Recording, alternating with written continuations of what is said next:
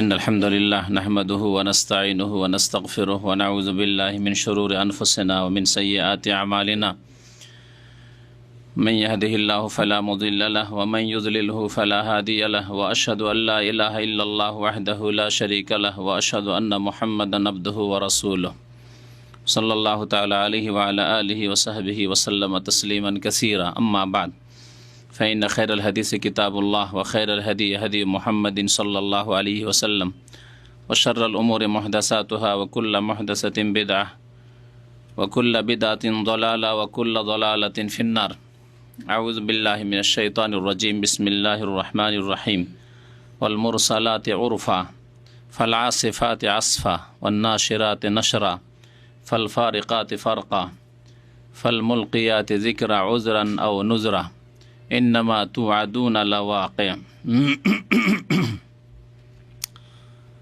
মহান আল্লাহর সমস্ত প্রশংসা যে আল্লাহ পাক রব্বুল আলামিন আমাদেরকে কোরআনুল কারীম দিয়ে হেদায়েত দান করেছেন।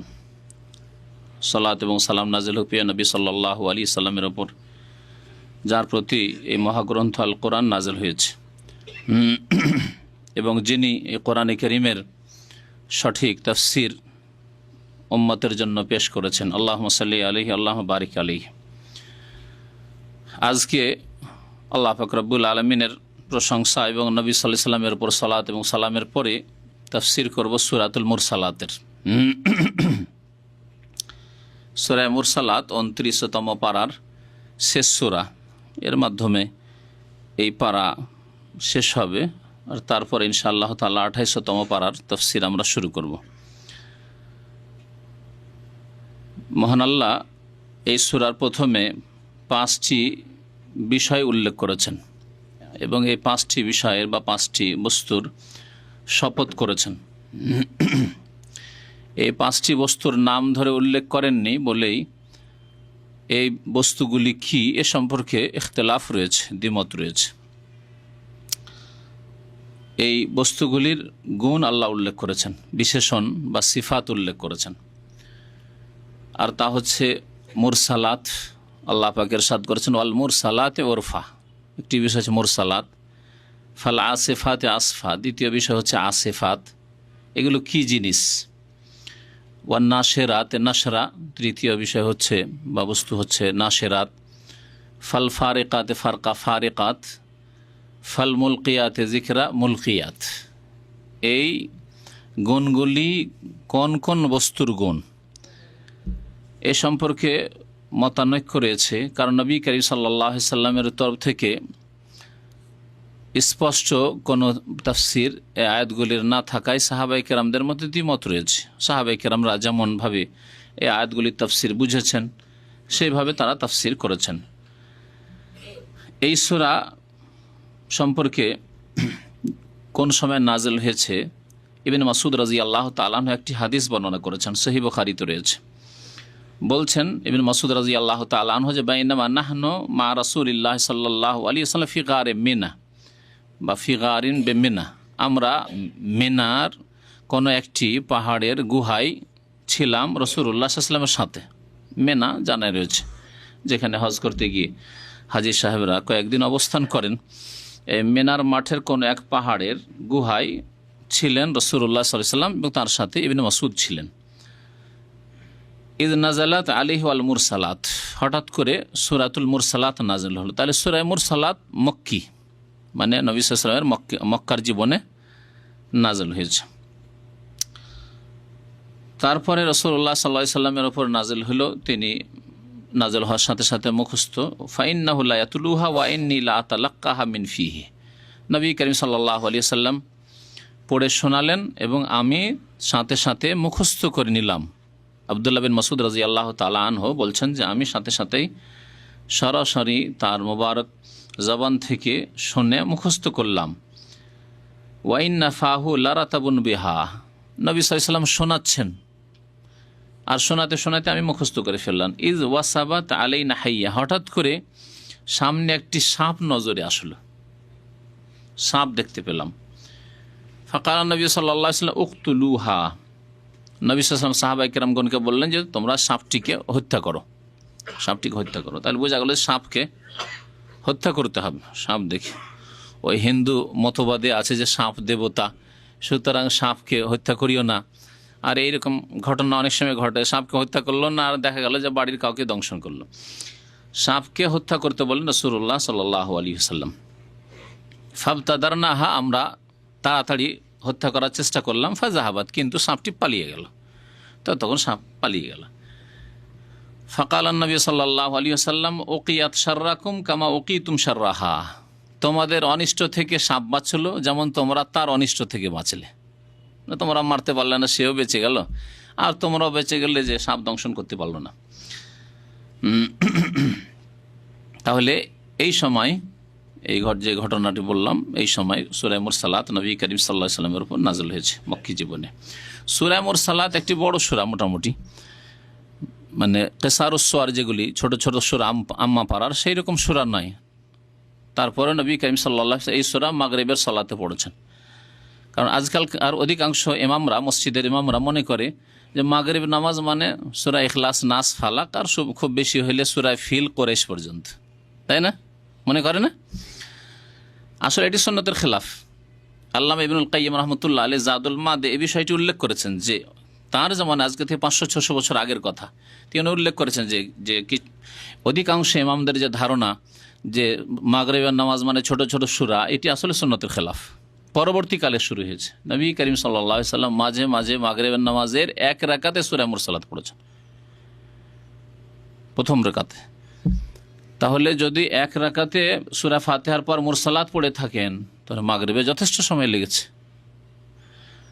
এতে আরেকটি বিষয়ের বা আরেকটি ভুল ধারণার খণ্ডন আছে, তা হচ্ছে আমাদের দেশের ইমামরা মনে করে যে মাগরিবের নামাজের সময় অত্যন্ত সংকীর্ণ, খুব সংক্ষিপ্ত সময়, যার ফলে তারা আজানের পরে কোনো সময় দেয় না, শ্বাস নেওয়ারও সময় দেয় না, উজু করার সময় তো দূরের কথা, বাথরুম থেকে এসে নামাজ ধরা তো দূরের কথা, আর রোজা ইফতার করে কেউ যে এসে মাগরিবের নামাজ পড়বে তা তো দূরের কথা, কোনো সময় দেয় না, ঠিক না?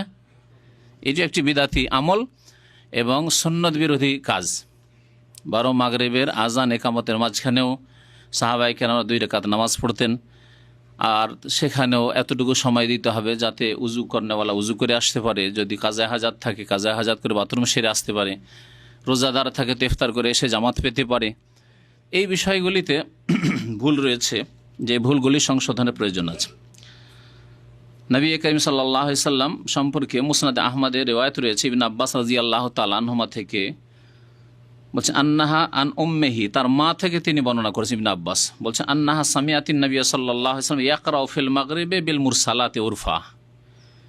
ইবনে আব্বাস রাদিয়াল্লাহু তাআলা আনহুমার মা নবী সাল্লাল্লাহু আলাইহি ওয়াসাল্লামের কাছ থেকে শুনেছেন যে তিনি মাগরিবের নামাজে সূরা মুরসালাত পাঠ করতেন। তাহলে সূরা মুরসালাত মাগরিবের নামাজে নবী করিম সাল্লাল্লাহু আলাইহি ওয়াসাল্লাম পাঠ করেছেন, হাদিস সহিহ। উম্মুল ফাজল তার উপনাম বা কুনিয়ত ছিল, উম্মুল ফাজল, তিনি বর্ণনা করেছেন। তো যাই হোক, এই ছিল সূরা মুরসালাত সম্পর্কে কিছু কথা। তারপরে তাফসীরের দিকে আসা যাক। এই মুরসালাত আর আসিফাত আর নাশেরাত আর ফারিকাত মুলকিয়াত, এগুলি সম্পর্কে যে ইখতিলাফ রয়েছে বললাম, ইখতিলাফ কি রয়েছে অর্থের দিক দিয়ে? প্রথম বক্তব্য হচ্ছে যে এইগুলি হচ্ছে বিশেষণ বা গুণ ফেরেশতার।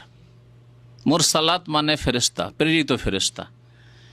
আসিফাত মানে দ্রুত বেগে, আসফ মানে দ্রুত বেগে, ঝটিকা, দ্রুত বেগে কোনো কিছু আসা, সে বাতাস হোক অথবা দ্রুত বেগে ফেরেশতা আসা হোক। এক কথায় এই গুণগুলি হচ্ছে ফেরেশতাগণের গুণ, বিভিন্ন দায়িত্বে যে নিয়োজিত ফেরেশতারা রয়েছেন তাদের গুণ এগুলি। এ হচ্ছে একটি মত। তাহলে এখানে এইভাবে আছে উজ্জ্ব বা অস্পষ্ট, তা হচ্ছে ওয়াল মালায়েকাত আল মুরসালাত উরফা, শপথ করছি ওই সব ফেরেশতাগণের আল মুরসালাতে যারা প্রেরিত হয়ে থাকেন আল উরফা, সৎ কাজের আদেশ নিয়ে বা কল্যাণের আদেশ নিয়ে। উরফ মানে মারুফ, মারুফ মানে সৎ কথা, সৎ কাজ। আল্লাহ পাক কোরআনে এখানে বলেছেন কুনতুম খায়রা উম্মাতিন উখরিজাত লিন-নাস তা'মুরুনা বিল মারুফ, তোমরা শ্রেষ্ঠ উম্মত, তোমরা মানুষের কল্যাণের জন্য তোমাদেরকে পৃথিবীতে আনা হয়েছে। তা'মুরুনা বিল মারুফ, তোমরা কি করবে? ভালোর আদেশ দান করে। ভালো কথা হইতে পারে, কাজও হইতে পারে, কাজের সাথে খাস করার কোনো প্রয়োজন করে না। আপনি একটা ভালো কথা বলেন, সেটা হচ্ছে মারুফ। মারুফের বিপরীত হচ্ছে মুনকার। মুনকার হারাম, নাজায়েজ, আপত্তিকর, অসৎ কথা, অসৎ কাজ। ও তানহাউনা আনিল মুনকার, এবং মুনকার থেকে বাধা দেবে।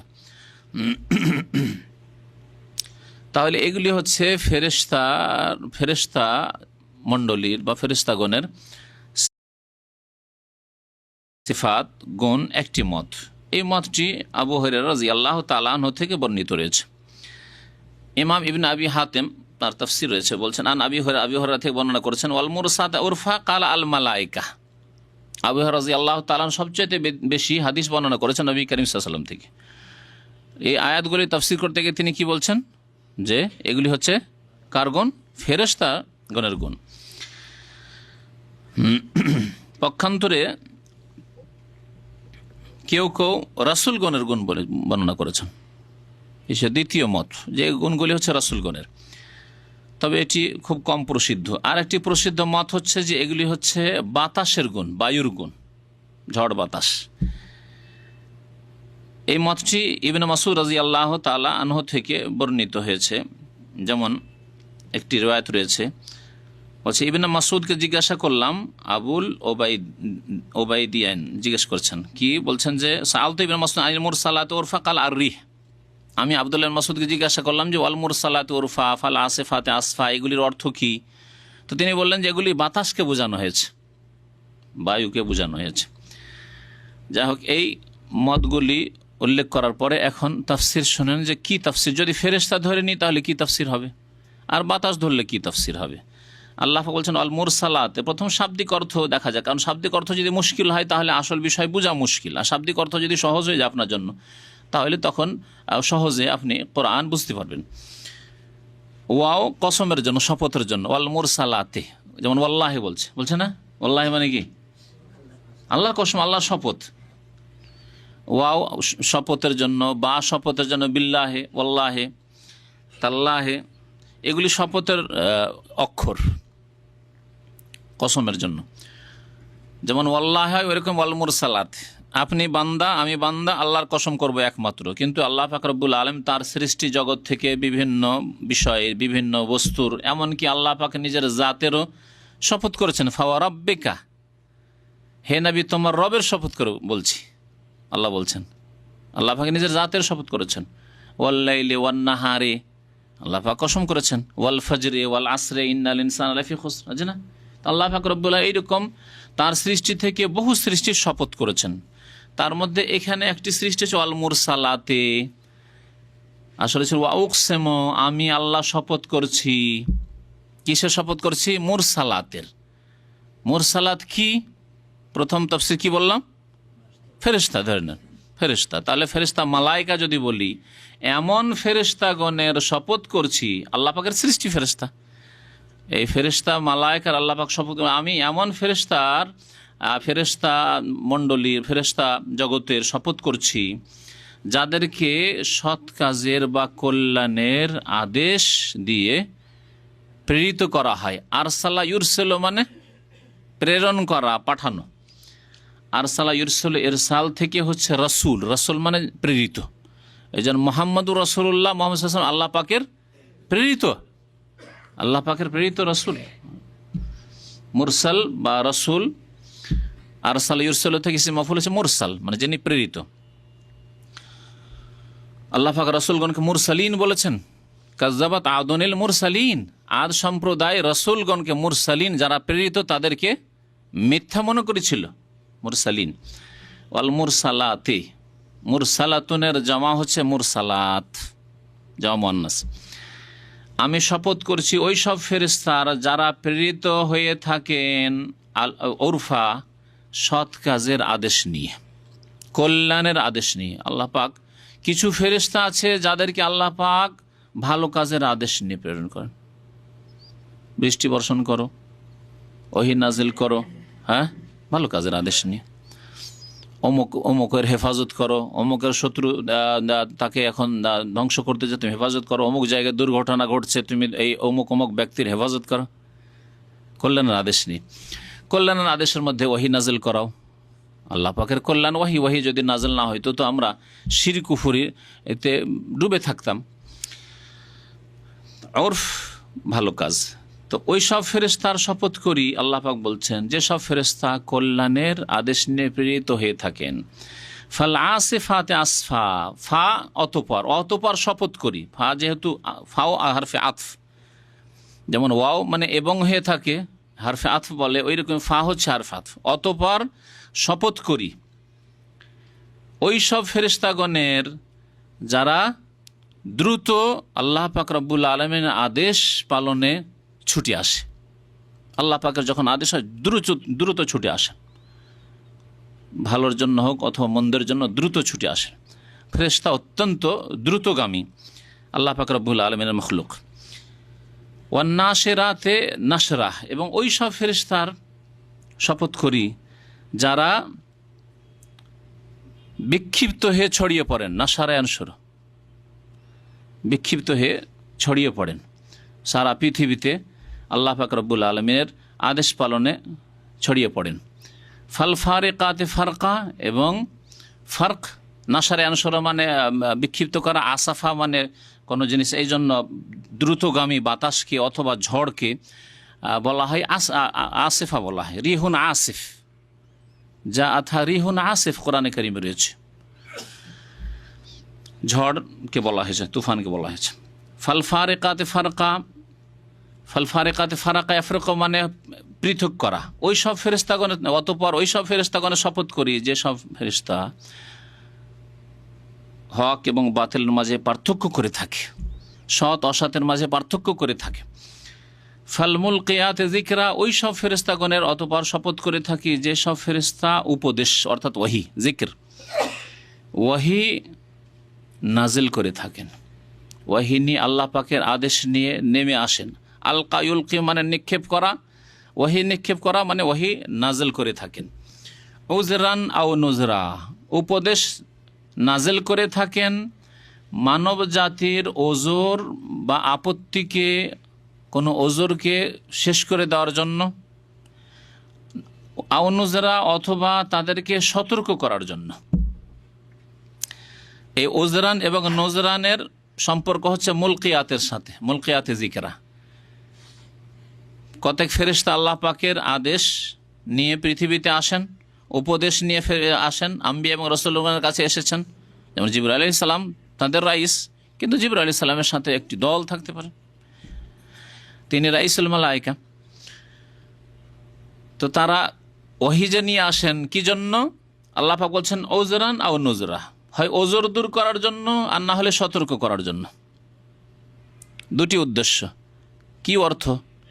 যখন ওহী নাজিল হয়ে গেল তাহলে মানুষের আর কোনো ওজর থাকলো না আল্লাহ পাকের কাছে, অজুহাত পেশ করা, আপত্তি পেশ করা যে আল্লাহ আমি জানতাম না, আমরা তো বুঝতাম না, আমরা তো টের পাইনি, আমরা তো জানি না যে এটা শিরক, আমরা জানি না যে জেনা পাপ, আমরা জানি না যে খুন করা হারাম, আমরা জানি না যে মিথ্যা বলা হারাম। ওজরান, ওজর শেষ করার জন্য। ওজরান মানে ওজর শেষ করার জন্য, আর কোনো ওজর থাকবে না ওহী নাজিল হওয়ার পর। মহান আল্লাহ বলেছেন ওমা কুন্না মুআযযিবিন হাত্তা নাবআসা রাসূল, আমি কোনো জাতিকে আযাব দিয়ে ধ্বংস করব না যতক্ষণ পর্যন্ত রাসূল প্রেরণ না করব। তাহলে রাসূল প্রেরণ করে তারপরে যদি না মানে তাহলে আযাব দিয়ে ধ্বংস করবো আল্লাহ বলছেন, কারণ ওজর শেষ। এখন আর এই ওজর নেই যে আমরা জানতাম না, জেনে গেছো তোমরা এখন। ওজরান আও নুজরা অথবা সতর্ক সাবধান করার জন্য। উদ্দেশ্য হচ্ছে ওয়াহি নাজিল করা, সতর্ক সাবধান করা। এতদিন গাফিলতিতে ছিলে, ঘুমিয়েছিলে, সতর্ক করে দেওয়া হয়েছে, দেখো সজাগ হয়ে যাও, আল্লাহর আযাব কিন্তু আসবে না মানলে। আল্লাহর একত্বকে অস্বীকার করো, শিরক করো, কুফরি করো, তাহলে আল্লাহর আযাব আসবে। পাপে ডুবে থাকো, তাহলে আল্লাহর আযাব আসবে। নামাজ না পড়ো তো আল্লাহর আযাব আসবে। নজরান, সতর্ক সাবধান করে দেওয়া হয়েছে। এই জন্য নবী গুণ আল্লাহ পাক কোরআনে কারিমে বলেছেন বাশিরা ওয়া নাযিরা, সুসংবাদদাতা, যারা মানবে তাদের জন্য সুসংবাদদাতা নবী, আর নজির সতর্ক সাবধানকারী, যারা মানবে না, মানতে চাইবে না, তাদের জন্য সতর্ক সাবধান করার উদ্দেশ্যে নবী এসেছেন। যদি এই গুণগুলিকে, বিশেষণগুলিকে ধরে না হয় যে এগুলি হচ্ছে বাতাসের, বাতাসের গুণ, তাহলে তর্জমা কেমন হবে?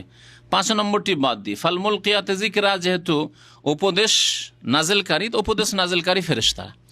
বাকি মুরসালাত, আসিফাত, নাশিরাত আর ফারিকাত, এই 4টি বিশেষণ বাতাসের ক্ষেত্রে প্রযোজ্য। তাহলে তাফসির এইভাবে হবে যে অল মুরসালাত ওরফা, ওই বাতাসের, ওই বায়ুর আমি শপথ করছি, আল্লাহ বলছেন, যেই বায়ু কল্যাণ নিয়ে প্রেরিত। বাতাস 2 রকম, কখনো বাতাস এসে মানুষের কল্যাণ করে, বাতাস না আসলে অশান্তি। বাতাস যখন বয় না, গাছের পাতা নড়ে না, এই গরমে কত অশান্তি। এসির মধ্যে বসে আছেন, বুঝতে পারছেন না, বাইরে থাকলে বুঝতে পারতেন, কিন্তু বাতাস যদি থাকে কত আরাম। এছাড়াও বাতাসের বহু ফায়দা, বহু উপকারিতা রয়েছে। ওয়াল মুরসাল, ওই বায়ুর আমি শপথ করছি যেই বায়ু কল্যাণ নিয়ে বা ভালো নিয়ে প্রেরিত, কল্যাণের সাথে, কল্যাণের উদ্দেশ্যে প্রেরিত আল্লাহর পক্ষ থেকে। আর কতক বায়ু আছে আযাব, এমন ঝড় আসলো সব কিছু সর্বনাশ করে দিল, গাছপালা সব ভেঙে গেল, বাড়িঘর পড়ে গেল, গাছের ফল পড়ে নষ্ট হয়ে গেল, আল্লাহর আযাব। ওয়াল মুরসালাত উরফা, তাহলে ভালো, যেই বাতাস ভালো নিয়ে প্রেরিত, সেই বাতাসে আল্লাহ শপথ করেছেন প্রথম আয়াতে। দ্বিতীয় আয়াতে ফাল আসিফাত আসফা, ঝটিকা বায়ু, যে দ্রুতগামী বায়ু, খুব জোরে প্রবল বেগে বাতাস আসলো, সেই বাতাসের আল্লাহ পাক রব্বুল আলামিন শপথ করেছেন। ওয়ান নাশিরাতে নাশরা, এবং এমন বাতাসের শপথ করেছেন, নাশারে আনসরা মানে বিক্ষিপ্ত করে দেওয়া, ছড়িয়ে দেওয়া, যেই বাতাস আকাশের মেঘমালাকে গোটা আকাশে ছড়িয়ে দেয়।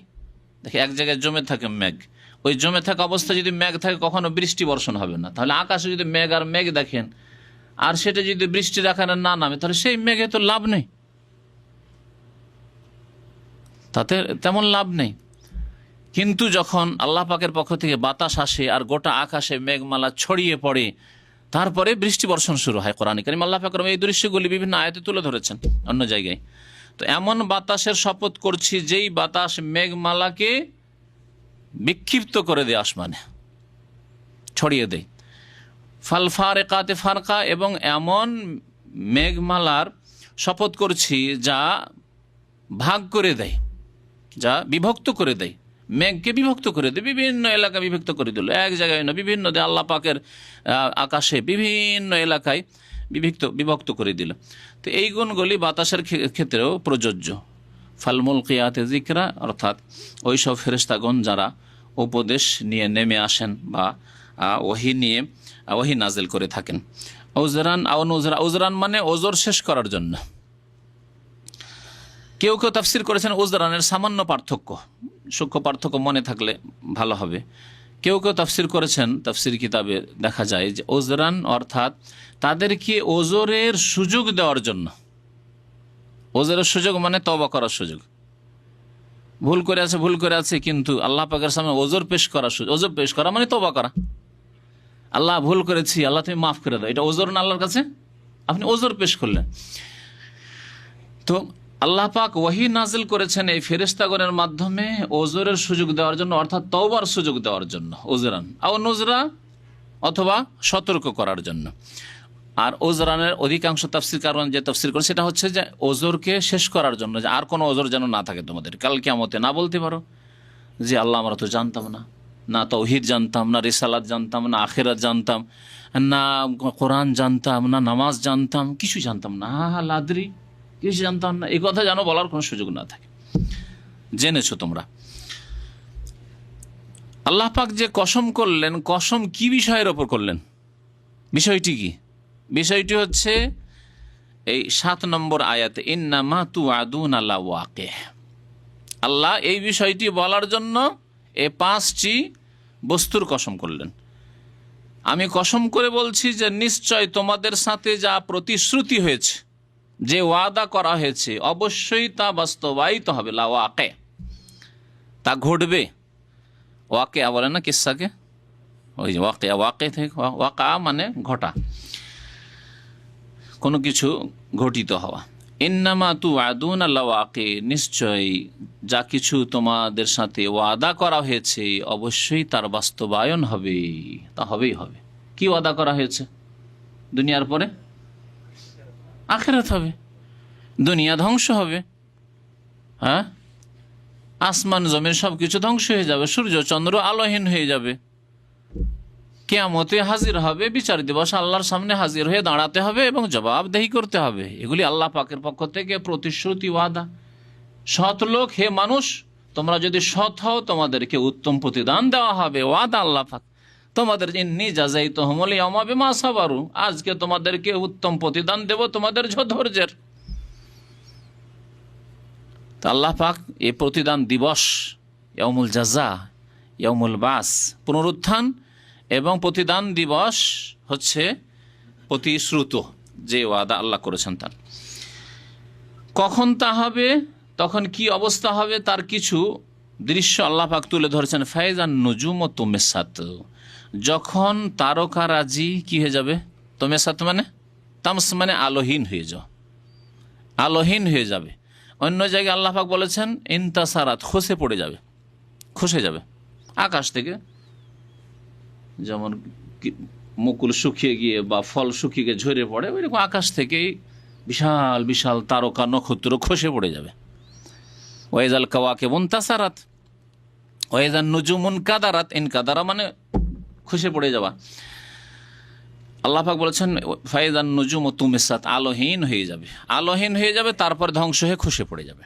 ওয়াইজাস সামাউ ফুরিজাত, এবং আসমান ছিদ্র হয়ে যাবে। ফারাজ মানে ছিদ্র হওয়া।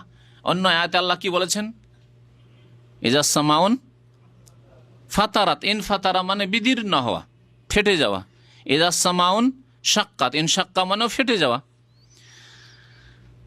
ওয়াইজাস সামাউ ফুরিজাত, যখন আসমান ছিদ্র হয়ে যাবে মানে বিদীর্ণ হয়ে যাবে। ওয়াইজাল জিবাল নুসিফাত, পাহাড় পর্বতমালাকে কি করা হবে, নুসিফাত, উড়িয়ে দেওয়া হবে, নিশ্চিহ্ন করে দেওয়া হবে। এত ভারী পাহাড়, এত বিশাল পর্বতমালা, কত আল্লাহ পাকে পাহাড় পর্বত রয়েছে, যা যদি এই জমিনের উপর না থাকতো তাহলে জমিন স্থির থাকতো না, অস্থির ছিল।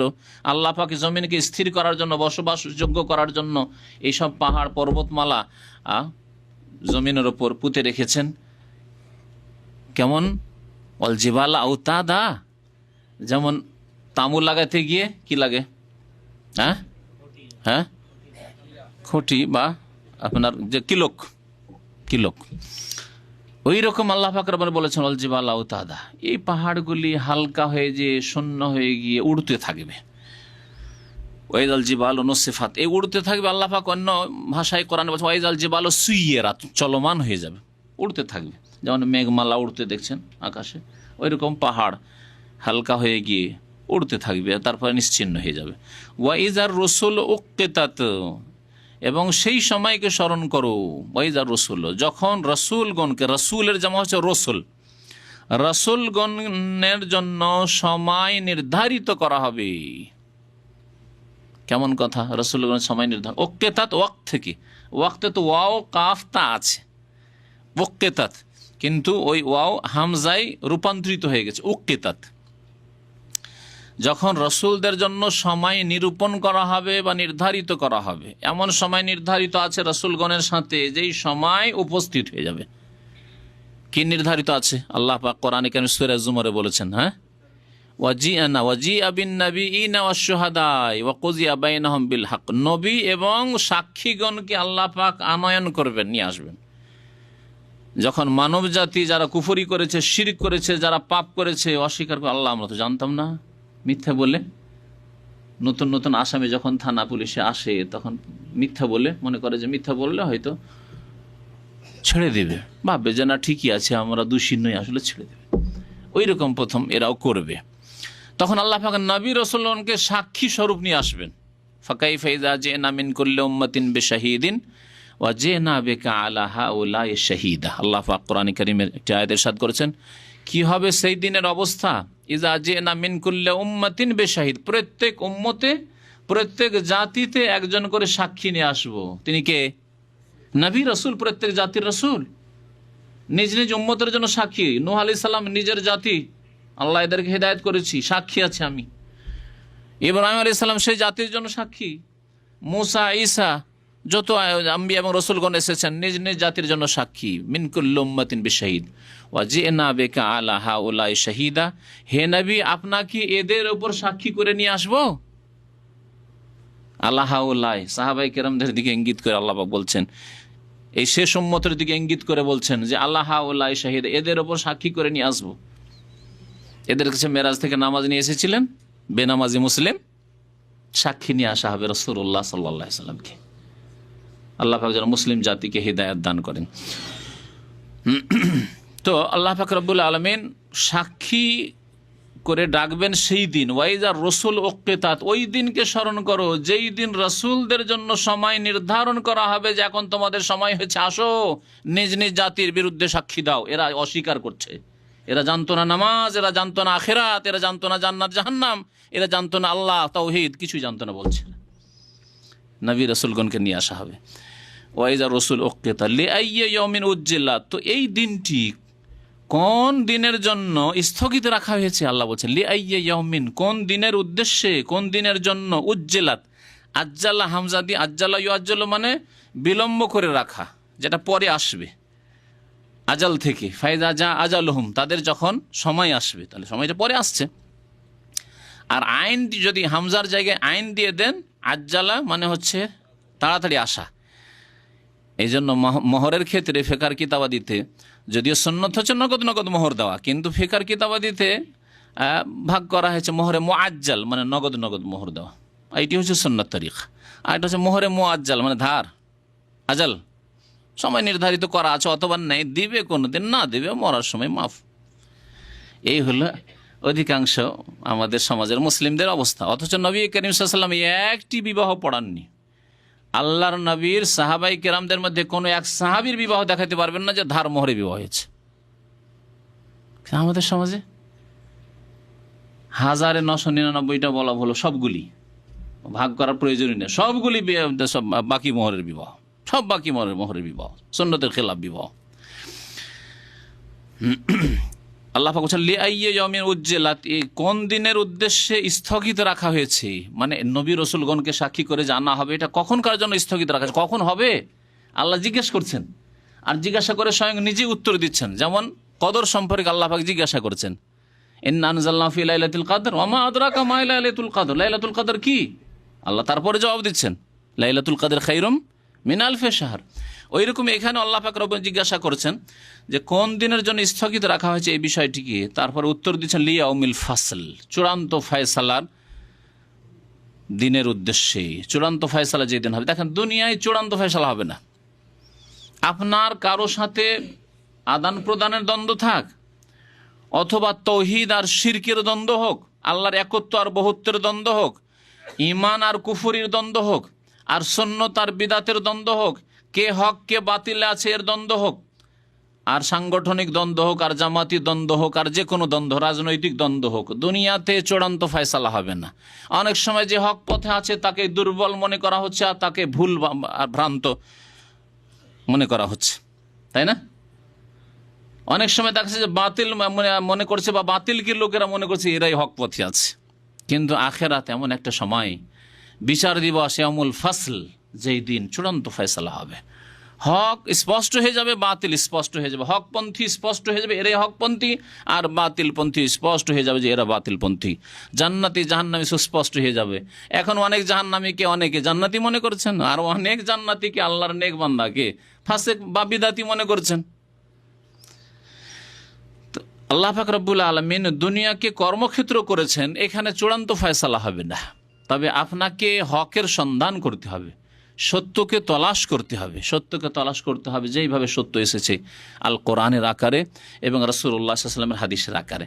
যা আল্লাহ এবং তার রাসূলের বিধানে পাবেন তা গ্রহণ করবেন, আর প্রত্যেকটি ক্ষেত্রে যেখানে দেখবেন যে না এখানে কোরআন এবং হাদিস নেই, এখানে জালিয়াতি বেশি, এখানে মিথ্যার ছড়াছড়ি, এখানে দলিলের প্রয়োজন মনে করা হয় না, জানবেন যে এখানে বাতিল লুকিয়ে আছে মনে হয়। আল্লাহ পাক বলছেন ওমা আদরাকা মা ইয়াউমুল ফাসল, হে নবী তুমি কি করে জানবে যে চূড়ান্ত ফয়সালার দিবস কি? ওয়াইলু ইয়াউমাইযিল লিল মুকাজ্জিবিন, সেই দিন দুর্ভোগ আর দুর্ভোগ। ওয়াইল মানে দুর্ভোগ, ধ্বংস, হালাক, সর্বনাশ, এগুলি হচ্ছে ওয়াইলের অর্থ। আর ওয়াইলের আরেকটি তাফসির হচ্ছে, যেমন একটি হাদিসে রয়েছে যে ওয়াদিন ফি জাহান্নাম, জাহান্নামের একটি উপত্যকার নাম হচ্ছে ওয়াইল। তাহলে এর অর্থ এও করা যেতে পারে যে সেই দিন জাহান্নাম রয়েছে কার জন্য? লিল মুকাজ্জিবিন ইয়াউমাইজিন, সেই দিন অর্থাৎ বিচার দিবস, কিয়ামতের দিন। লিল মুকাজ্জিবিন, কাযিবিন আল্লাহ বলেননি। কাযিবিন মানে যারা মিথ্যুক, কাযাবা ইয়াকযিবু মানে মিথ্যা বলা, আর মুকাজ্জিবিন মানে মিথ্যা প্রতিপন্নকারী বা সত্যকে অস্বীকারী, যারা সত্যকে সত্য বলে মানেনি, মিথ্যা মনে করেছে, তাই না? তাহলে আল কোরআন সত্য, দ্বীন ইসলাম সত্য, আল্লাহর একত্ব তৌহিদ সত্য, নবীর আদর্শ সুন্নত সত্য, এগুলিকে যারা মিথ্যা প্রতিপন্ন করেছে, এগুলিকে প্রত্যাখ্যান করেছে, প্রত্যাখ্যানকারী বলতে পারেন। মুকাজ্জিবিন মানে মিথ্যা প্রতিপন্নকারী, মুকাজ্জিবিন মানে প্রত্যাখ্যানকারী, যারা সত্যকে অস্বীকার করেছে, তাদের জন্য দুর্ভোগ রয়েছে। ওয়াইলুন ইয়াউমাইজিন লিল মুকাজ্জিবিন।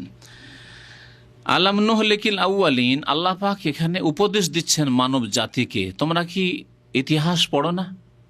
মানব জাতির ইতিহাস জানো না যে আমি কি ধ্বংস করিনি প্রাচীন যুগের লোকদেরকে, আগের লোকদেরকে, যারা পূর্ববর্তী লোক ছিল তাদেরকে আমি ধ্বংস করিনি? আদ সম্প্রদায়ের ঘটনা জানো না?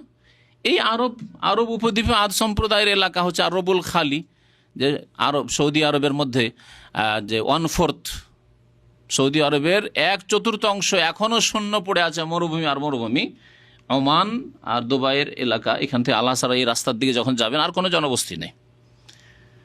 কাতারের বর্ডারের কাছাকাছি যাওয়ার পরে দেখবেন ওই দিকটা আরবুল খালি বলা হচ্ছে। রব মানে হচ্ছে 1/4 আর খালি মানে শূন্য। সৌদি আরবের 1/4 শূন্য হয়ে পড়ে আছে। এই এলাকায় জনবিহীন এখন পর্যন্ত। আদ সম্প্রদায় এসব এলাকায় বাস করতে অত্যন্ত শক্তিশালী জাতি ছিল, তাদেরকে ধ্বংস করেছে। ইতিহাস মানুষের সামনে মজুদ আছে, এমন নয় যে এগুলো কল্পিত ঘটনা, এগুলি হচ্ছে উপন্যাস না, উপন্যাস না, বাস্তব সত্য ঘটনা। আমাদের যেহেতু অনেক শক্তিশালী জাতি ছিল, তাদেরকে আল্লাহ ধ্বংস। আলাম নহলিকিল আউয়ালিন, এই আগের জাতিকে আমি কি ধ্বংস করিনি? এইরকম সামুদ জাতি এই সৌদি আরবের মধ্যে তাবুক এলাকায় আল ওলা নামক এলাকা, এখনও সামুদ জাতিকে আল্লাহ যে ধ্বংস করেছেন, যাদেরকে আল্লাহ নিদর্শন মোজেজা স্বরূপ সালেহ আলাইহিস সালামে যে তাদের নবী ছিলেন, উষ্ট্রি দিয়েছিলেন, সে উটের দুধ খেয়ে তারা গোটা বংশ গোটা জাতি খেত, দুধ শেষ হইতো না। উটকে জবাই করে দিন, আল্লাহ পাকের আযাবে এসে তাদেরকে ধ্বংস করল। শুধু উট জবাই করার অপরাধ নয়, তার চেয়ে বড় অপরাধ ছিল তাদের কুফরি, শিরক। তারা কুফরি ছাড়তে চায়নি, নবীকে মানতে চায়নি। এইভাবে আল্লাহ লূত আলাইহিস সালামের জাতিকে ধ্বংস করেছেন। মৃত সাগর মজুদ আছে চোখের সামনে। আল্লাহ পাক এইভাবে আউয়ালিন মানে যেই জাতিগুলিকে আল্লাহ ধ্বংস করেছে, এইরকমই নূহ আলাইহিস সালামের জাতিকে আল্লাহ বন্যায় ডুবিয়ে ধ্বংস করেছেন, পানিতে ডুবিয়ে ধ্বংস করেছেন। ফিরাউনকে আল্লাহ পাক, ফিরাউনের সেনাবাহিনীকে আল্লাহ পাক লোহিত সাগরে ডুবিয়ে ধ্বংস করেছেন। এইভাবে যত জাতিকে আল্লাহ ধ্বংস করেছেন, কোরআনে কারিমে সেই সত্য ঘটনাগুলি তুলে ধরা হয়েছে। সেদিকে ইঙ্গিত করে আল্লাহ পাক বলছেন আলাম নুহলিকিল আউয়ালিন, প্রাচীন যুগের লোকদেরকে বা পূর্ববর্তী লোকদেরকে কি আমি ধ্বংস করিনি? যারা পাপিষ্ঠ, আল্লাহ পরকালকে অস্বীকার করেছিল, আল্লাহর একত্ব তৌহিদকে অস্বীকার করেছিল, পাপ যারা ছাড়তে চায়নি, সমকামী তারা পাপকে ছাড়তে রাজি হয়নি, এই লূত আলাইহিস সালামের জাতি, আল্লাহ পাক তাদেরকে ধ্বংস করেছেন। তোমরাও যদি তাই করো, সুম্মা নুতবিউহুমুল আখিরিন, এটি আমাদের জন্য। অতঃপর তাদের পেছনে পেছনে আমি ধ্বংস করব আখিরিন, পরবর্তী লোকদেরকে। পূর্ববর্তীদেরকে ধ্বংস করেছি, এই ইতিহাস মজুদ আছে তোমাদের সামনে। আর পরবর্তী লোকদেরকে অর্থাৎ তোমাদেরকে ধ্বংস করব তাদের পরে পরে, যদি তোমরা এইরকম করো। তোমরা ইমানের জায়গায় যদি কুফরি করো, বিশ্বাসের জায়গায় অবিশ্বাস করো, তৌহিদের জায়গায় যদি শিরক করো, সুন্নতের জায়গায় বিদাত করো, নামাজি হওয়ার জায়গায় বেনামাজি হও, সৎ কাজের জায়গায় যদি অসৎ কাজ পাপে ডুবে যাও, সুম্মা নুতবিউহুমুল আখিরিন, পরবর্তীদেরকে তারপরেই আমি ধ্বংস। আতবা ইউতবিউ মানে পেছনে পেছনে বা পরে কোনো কাজ করা। আল্লাহ পাক তারপরে তার নীতিমালা উল্লেখ করেছেন, কাযালিকা নাফআলু বিল মুজরিমিন, আমি অপরাধীদের সাথে এই রকমই করে থাকি। অপরাধী যারা পাপিষ্ঠ তাদের সাথে আমি এইরকমই করে থাকি। আগের জাতিকেও তাদের অপরাধের জন্য ধ্বংস করেছি, আর এই জাতি উম্মতে মুসলিমা রাসূলুল্লাহ সাল্লাল্লাহু আলাইহি ওয়াসাল্লাম উম্মত যদি এইরকম কাজ করে, তাহলে তাদেরকেও এইভাবে ধ্বংস করব। তবে নবী করিম সাল্লাল্লাহু আলাইহি ওয়াসাল্লামের একটি দোয়া আছে, জানা আছে? কি দোয়া? যে আল্লাহ আমার উম্মতকে একসাথে ধ্বংস করিও না, যার ফলে এই উম্মত এত পাপে ডুবে গেলেও, আল্লাহর শত্রুদের পদে পদে অন্ধ অনুকরণ করলেও আল্লাহ সমূলে বিনাশ করছেন না, সার্বিকভাবে ধ্বংস করছেন না। কোন কোন এলাকায় আল্লাহর আযাব আসছে, সুনামি আসলো, সংশোধন হইল না। আল্লাহ পাকের আরেক সুনামি কোন জায়গায় আসবে, আর এক আযাব কোন জায়গায় আসবে, তারপরে কলহ বিবাদ, অন্তর্দ্বন্দ্ব, লড়াই, যুদ্ধ, হতাহত, এগুলি আল্লাহ পাকের বহু রকমের আযাব। যে আযাবগুলির কথায় আল্লাহ এখানে বলে কাযালিকা নাফআলু বিল মুজরিমিন, এইরকমই আমি অপরাধীদের সাথে আচরণ করে থাকি। ওয়াইলুন ইয়াউমাইযিল লিল মুকাজ্জিবিন, সুতরাং দুর্ভোগ রয়েছে সেই দিন মিথ্যা প্রতিপন্নকারীদের জন্য। আলাম, তারপরে কি আছে, নাখলুকুকুম মিন মাইম মাহিন, আমি তোমাদেরকে কি তুচ্ছ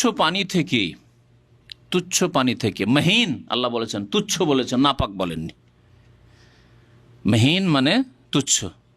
আপনার নাকের পোটা নাপাক না ঘৃণিত? ঘৃণিত।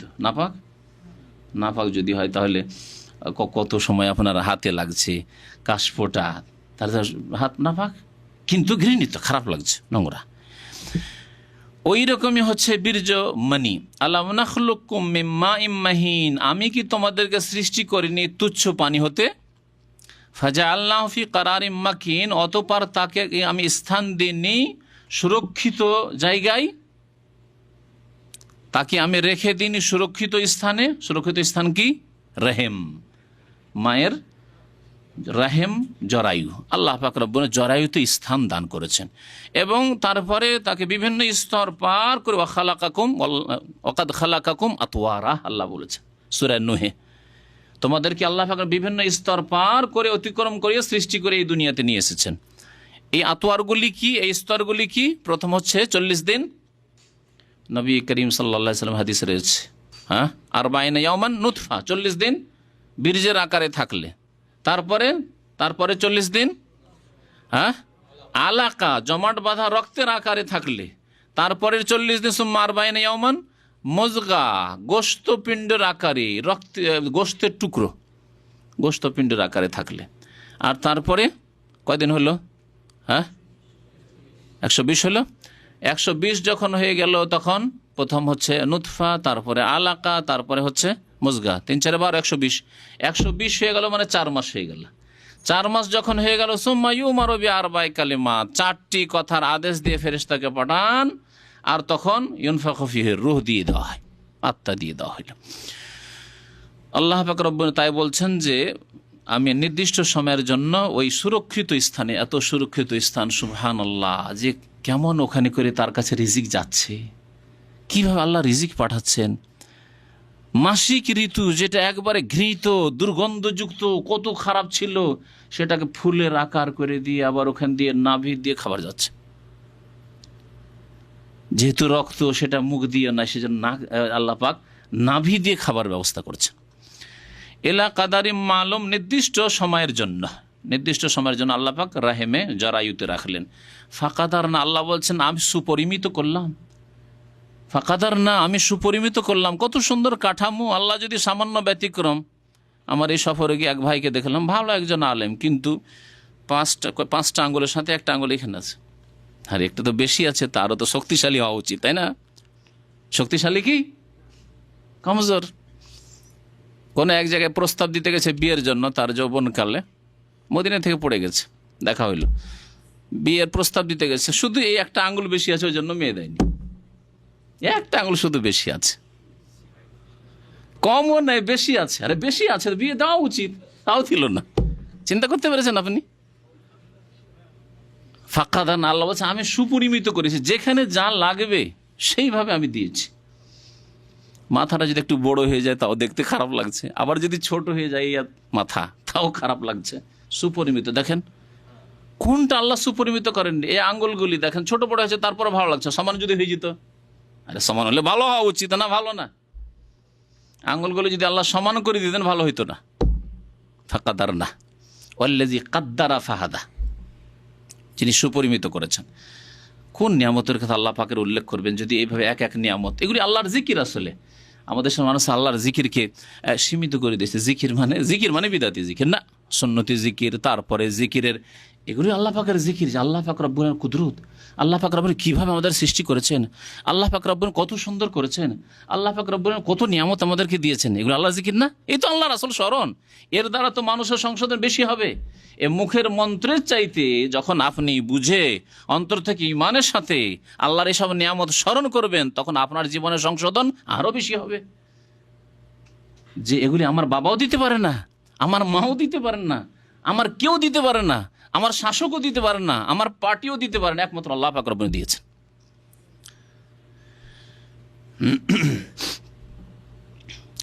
তো আল্লাহ পাক বলছেন ফাকাদার না, আমি সুপরিমিত করলাম, ফানেমাল কাদেরুন, আমি কত উত্তম, নেমা ফেল মাধা, কত উত্তম সুপরিমিতকারী, অথবা কাদেরুন মানে সক্ষম, আমি কত সুন্দরভাবে সৃষ্টি করতে সক্ষম, এই অর্থ করা যেতে পারে। কাদারা একদেরও মানে সুপরিমিত করা, পরিমাণ নির্ধারণ করা, আর কাদার একদেরও মানে সক্ষম হওয়া।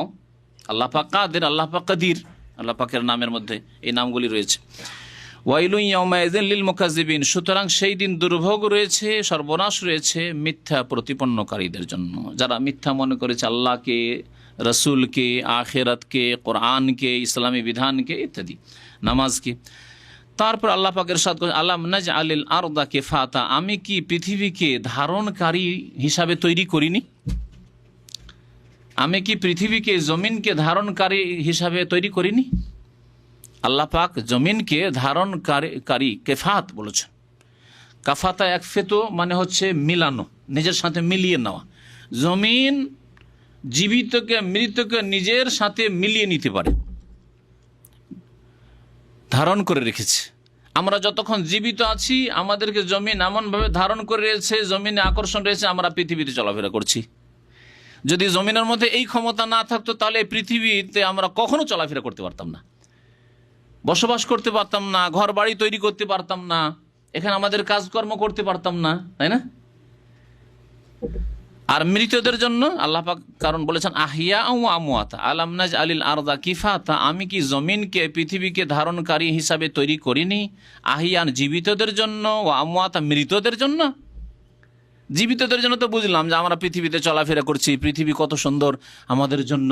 যদি আল্লাহ পাক এটাকে অস্থির রাখতেন, বসবাসযোগ্য না করতেন, তাহলে আমরা একদিনও টিকতে পারতাম না, এক মিনিট থাকতে পারতাম না।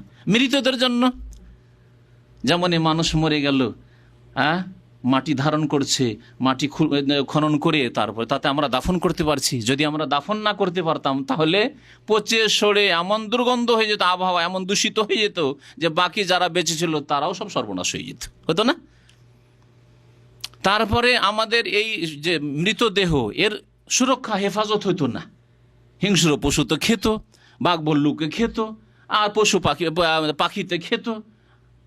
এই অবস্থা হতো, এই দৃশ্য হতো। মাটি যদি আমাদেরকে ধারণ না করতো আমাদের মরার পরে, তাহলে এই অবস্থা আমাদের হইতো। আল্লাহ পাকের কত বড় নিয়ামত! তাই আল্লাহ পাক এই আয়াতে এই কথাই স্মরণ করেছেন যে আলাম নাজআলিল আরদা কিফাতা, আমি কি জমিনকে ধারণকারী হিসাবে সৃষ্টি করিনি? আহিয়া ও আমওয়াতা, জীবিতদের জন্য এবং মৃতদের জন্য। ওয়াজআলনা ফিহা রাওয়াসিয়া শামিখাত, এবং তাতে আমি সৃষ্টি করিনি কি? রাওয়াসিয়া, রাসিয়াতুনের জমা। রাসিয়া মানে মজবুত শক্তিশালী পর্বত, পাহাড়। আর শামেখাত মানে সুউচ্চ, শামাখা মানে হচ্ছে উঁচা হওয়া। তাহলে আল্লাহ পাক রব্বুল এই পাহাড়গুলিকে মজবুত করেছেন, অনড়, অটল, কখনো হিলে যাবে না ঝড় তুফানে বাতাসে। আর শামেখাত অনেক উঁচা করেছেন, যতটা উপর রয়েছে তার চাইতে কম নয়, যা নিচে আছে। আপনি যতটা উপরে দেখছেন পাহাড়, তার চাইতে বেশি নিচে আছে, তার সমান নিচে আছে। ভাবিয়েন না যে আপনার খুঁটির মতো, যে 10 হাতের খুঁটি ওপরে কিন্তু 2 হয়তো তো 1 হাত বা 2 হাত নিচে পুঁতে রেখেছে, এমন নয়। রাসিয়াত, এই জন্য আল্লাহ পাক বলেছেন পাহাড়গুলিকে। তো জেবাল মানে পাহাড়, রাসিয়াত এবং শামেখাত। ও আসকাইনাকুম মাআন ফুরাতা, এবং তাদেরকে আমি সুমিষ্ট পানি কি পান করাইনি? তাদের জন্য মিষ্টি পানির ব্যবস্থা করেছি। সমুদ্রের তীরে আমরা থাকছি, 1 কিলোমিটার দূরে এখানে দাম্মামে সমুদ্র, আর কত লোনা পানি, আর এখানে আমরা মিষ্টি পানি ঘরে ঘরে পাচ্ছি। আল্লাহ যদি এই মিষ্টি পানিকে এই লোনা পানির সাথে একাকার করে দিতেন, তাহলে বসবাসযোগ্য থাকতোই শহর, না পালাতেন সব? একদিনও থাকতে পারতেন না, আসতেনই না এখানে, যে থাকা যাবে না এখানে। লোনা পানি খেয়ে বাঁচা যায়? বরং আমাদের আগে যারা ছিল তারাও বাঁচত না, তারাও পালিয়ে যেত এলাকা ছেড়ে। সুবহানাল্লাহ। আল্লাহ কিভাবে আমাদের জন্য মিষ্টি পানির ব্যবস্থা করেছেন। আমরা তো এই সব নিয়ামতের কোনোদিন খেয়ালও করি না, যেগুলি যে নিয়ামত আল্লাহ পাকের।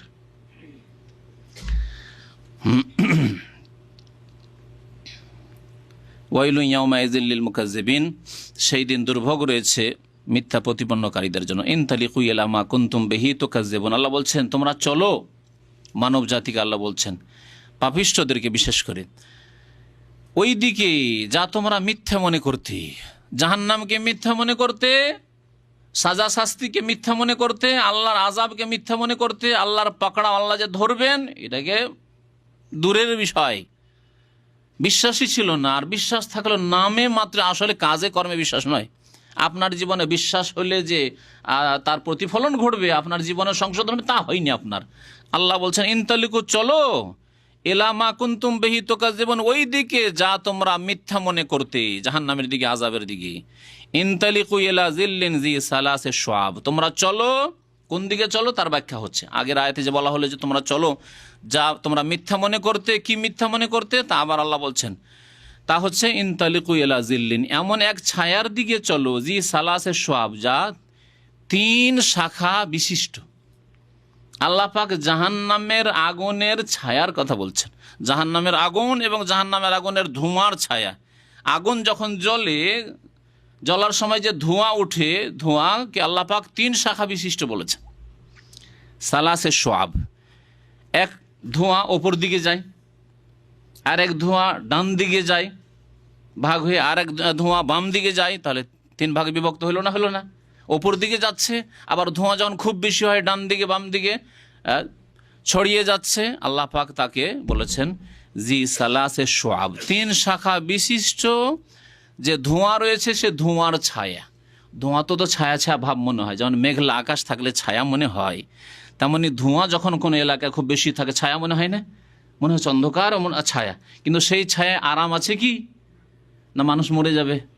ধোঁয়ায় যদি ঘর বাড়ি ভর্তি হয়ে যায় তো শ্বাসরুদ্ধ হয়ে মারা যাবে মানুষ, বাঁচবে না মানুষ। আল্লাহ পাক এই জাহান্নামের আগুন এবং আগুনের যে ধোঁয়া, তার ছায়ার কথা বলছেন যে চলো ওই জাহান্নামের দিকে চলো। লা জালিলিন, যা শীতল নয়, যেই ছায়া আরামদায়ক নয়, জালিল শীতল নয়। ওয়ালা ইউগনি মিনাল লাহাব, এবং অগ্নিশিখা থেকে রক্ষাও করবে না সেই ছায়া। অগ্নিশিখা অর্থাৎ জাহান্নামের অগ্নিশিখা থেকে রক্ষাও করবে না। ইন্নাহা তারমি বিশারারিন কাল কাসর, বরং এই জাহান্নামের আগুন নিক্ষেপ করবে বিশারারিন, এমন অগ্নিশিখা, কাল কাসর, যা হবে অট্টালিকার মতো, রাজ প্যালেসের মতো। একটা রাজ প্যালেস 2-4-10 কিলোমিটার পর্যন্ত চলে গেছে, শুধু এই দিক থেকে ওই দিক তাদের বাড়িঘর। এইরকম বিশাল আকারের আগুনের শিখা। কান্নাহু জিমালাতুন সুফ, আগুনের শিখা যখন উঠে খুব বড় হয়ে উঠে, আর তারপরে বড় হয়ে ওঠার পরে সেগুলি আবার ভাগ হয়ে যায়, ছোট ছোট ভাগে বিভক্ত হয়ে যায়। এটাকে আল্লাহ পাক রব্বুল আলামিন এইভাবে এখানে বুঝিয়েছেন যে প্রথম যেটা অগ্নিশিখা, লেলিহান অগ্নি উঠলো, সেটা হচ্ছে কার মতো? কাল কাসর, রাজ প্যালেসের মতো, অট্টালিকার মতো।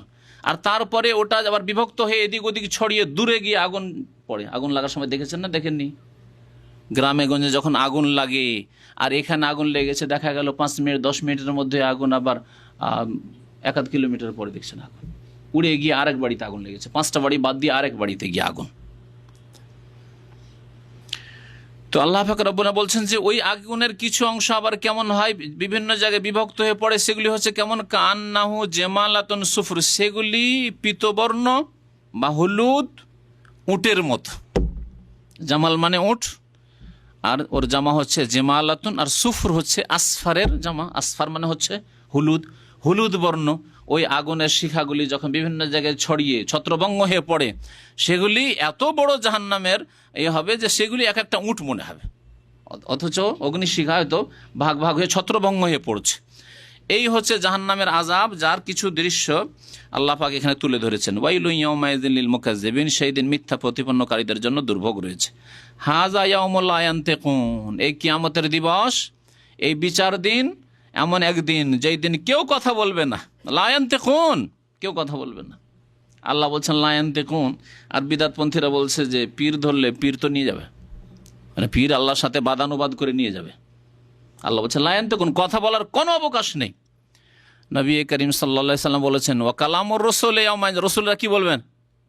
হ্যাঁ, আল্লাহুম্মা সাল্লেম সাল্লেম। পুলের ওপর, পুল সেরাত যেটাকে আমাদের দেশের মানুষরা বলে, পুল মানে সেরাত আর সেরাত মানে পুল, কিন্তু ডবল করে পুল সেরাত বলে আমাদের দেশের মানুষরা।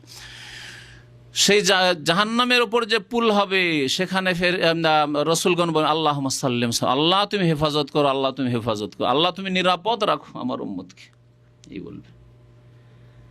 আর সকলে বলবে নাফসি নাফসি নাফসি নাফসি। সুপারিশের জন্য যখন নূহ আলাইহিস সালামের কাছে লোকেরা যাবেন যে বিচারের জন্য আল্লাহর কাছে দরখাস্তের সুপারিশ করেন, আদম আলাইহিস সালামের কাছে যাবেন, মুসা, ঈসা, ইব্রাহিম আলাইহিস সালাম সবার কাছে যখন যাবেন লোকেরা, তখন তারা কি বলবেন? নাফসি নাফসি, আমি নিজেই পেরেশান, নিজেই পেরেশান। হাযা ইয়াউমুল লা ইয়ানতিকুন, এমন দিন হবে যে কারো কথা বলার কোনো অবকাশ নেই। তবে আম্বিয়া এবং রসুলগণের যে সুপারিশ আছে, যখন আল্লাহ পাক সুপারিশের অনুমতি দেবেন, অনুমতি ওয়ালা ইউজানু লাহুম, এবং তাদেরকে অনুমতিও দেওয়া হবে না যে ফায়াতাজেরুন, তারা নিজের ওজর পেশ করবে, অজুহাত পেশ করবে যে আল্লাহ আমি বুঝিনি, আল্লাহ আমি জানতে পারিনি, আল্লাহ আমি নামাজের গুরুত্ব বুঝতে পারিনি, আমাকে আমার বাবাও তো ওইভাবে নামাজ শিখায়নি। ওয়ালা ইউজানু লাহুম, অনুমতি দেওয়া হবে না কথা বলার, ফায়াতাজেরুন, যে ওজর পেশ করবে। দুনিয়াতে তোমাদের কাছে পৌঁছে দেওয়া হয়েছিল। ওয়াইলুন ইয়াউমাইযিন লিল মুকাজ্জিবিন, সেই দিন মিথ্যা প্রতিপন্নকারীদের জন্য দুর্ভোগ রয়েছে। হাযা ইয়াউমুল ফাসলে জামানাকুম আল আউয়ালিন, আল্লাহ বলছেন এই হচ্ছে চূড়ান্ত ফয়সালার দিবস, কিয়ামতের দিন। জামানাকুম, তোমাদেরকে একত্রিত করেছি, সমবেত করেছি, ওয়াল আউয়ালিন, এবং প্রথম যুগের মানুষ আদম আলাইহিস সালাম থেকে শুরু করে যত মানুষ আছে সকলকে এখানে জমা করেছি, শুধু তোমাদেরকে নয়, আগের লোকদেরকে, পরের লোকদেরকে, সকলকে এখানে আমি জমা করেছি, একত্রিত করেছি।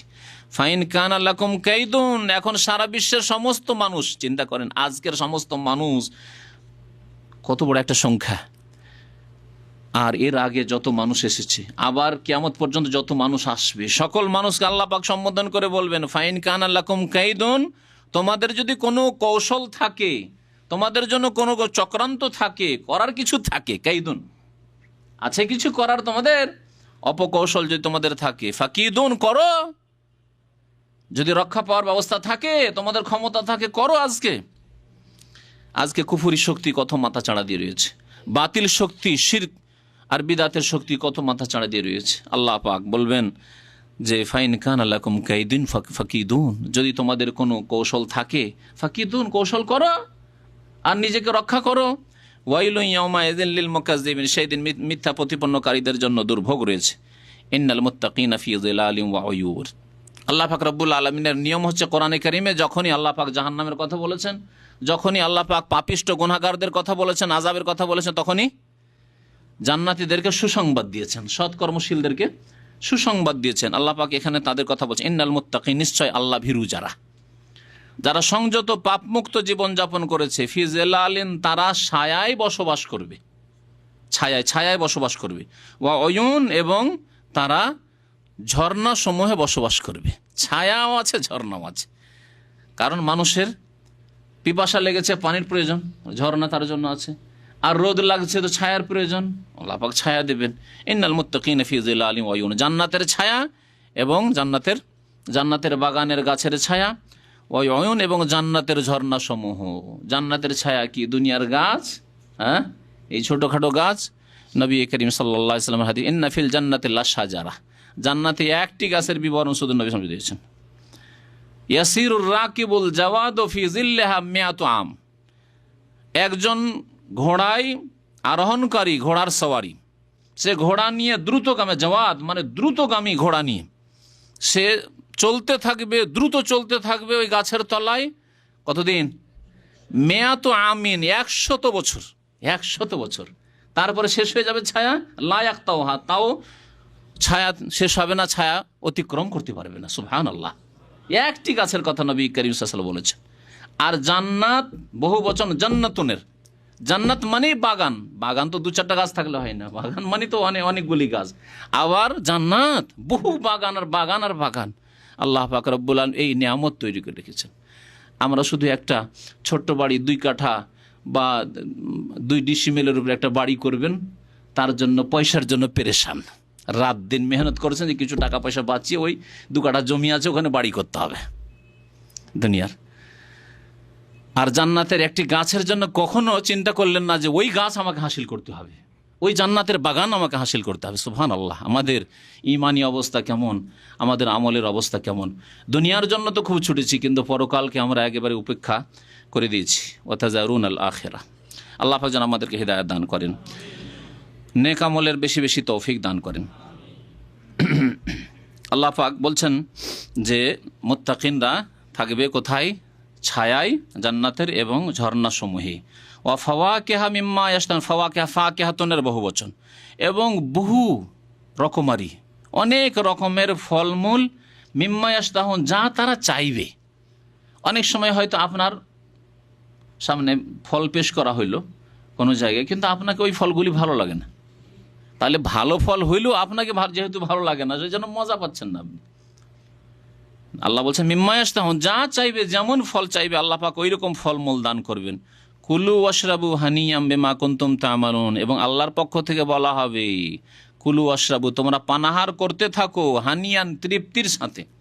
অনেক সময় পানাহার তো করেন কিন্তু তৃপ্তির সাথে নয়, ঝাল বেশি হয়ে গেছে, লবণ বেশি হয়ে গেছে, আপনি লবণ ঝাল বেশি খান না, অথবা ঝাল লবণ একেবারে হয়নি আর আপনি একবার খুব বেশি লবণ ঝাল খাও মানুষ, তাহলে খেলেন, আরে খেলাম কিন্তু ভুষার মতোই খেলাম, পেটটা ভরলাম, তা বলেন না, তৃপ্তির সাথে খেলেন না। আল্লাহু আকবার। আল্লাহ বলছেন হানিয়ান, তোমরা পানাহার করতে থাকো তৃপ্তির সাথে। পানি আজকাল ফ্রিজ যদি না থাকে পানি খাচ্ছেন গরমের দিনে, পানি খেয়ে শরীরে যেটা পানির চাহিদা সেটা তো করলেন, কিন্তু তৃপ্তি হইল না এই পানি, গরম পানি খেয়ে। গোসল তো করছেন এই দুপুরের গরম পানিতে, তৃপ্তি হচ্ছে? তৃপ্তি হচ্ছে না। এই জন্য অনেকে বুদ্ধি করে সকালবেলায় পানি ঠান্ডা করার জন্য রাখছেন। আমরা করছি, ওই ট্যাঙ্কির পানি আগুনের মতো গরম হয়ে যায়, সকালে ফজরের আগে পানি কয়েক বালতিতে পানি রেখে দিলাম, ওইটা দুপুর হইতে হইতে জোহরের সময় হইতে হইতে ঠান্ডা হয়ে থাকবে, অথবা 2 দিন আগে থেকে ঠান্ডা করে রেখেছি পানি। সুবহানাল্লাহ, তৃপ্তির জন্য শুধু। গোসল তো হইলো, নাপাকি থাকলে নাপাকি গরম পানি দিও, নাপাকি দূর হয়ে যাবে দুপুরের ওই ট্যাঙ্কির পানি দিয়ে, কিন্তু তৃপ্তি হচ্ছে না, না পান করে না গোসল করে। আল্লাহ বলছেন কুলু ওয়াশরাবু, পানাহার করতে থাকো, হানিয়ান আরামের সাথে, তৃপ্তির সাথে, বিমা কুনতুম তা'মালুন, কারণ তোমরা আমল করেছিলে, তোমাদের আমলের বিনিময়ে। আমল দিয়ে জান্নাত ক্রয় করা যায় না, তবে আমল হচ্ছে জান্নাত পাওয়ার, আল্লাহর রহমত পাওয়ার উপায়। কারণ নবী করিম সাল্লাল্লাহু আলাইহি ওয়াসাল্লাম বলেছেন যে কেউ আমল দিয়ে জান্নাত খরিদ করতে পারবে না, তবে আমল আল্লাহর রহমত পাওয়ার ওসিলা, মাধ্যম হবে, আল্লাহ রহম করবেন। প্রত্যেকে আল্লাহর রহমতে জান্নাত যাবে, কিন্তু আল্লাহর রহমত হবে না যদি তার আমল না থাকে, ফরজ ওয়াজিব ঠিক না থাকে, হারাম নাজায়েজ থেকে বেঁচে না থাকে কমপক্ষে।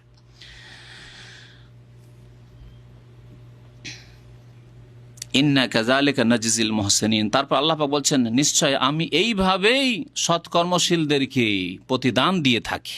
মুহসিনিন আল্লাহ বলেছেন, মুহসিনিন আল্লাহর হকের ক্ষেত্রে, ইবাদত বন্দেগীর ক্ষেত্রে, আর মুহসিনিন মানুষের সাথে আখলাক আচরণের ক্ষেত্রে।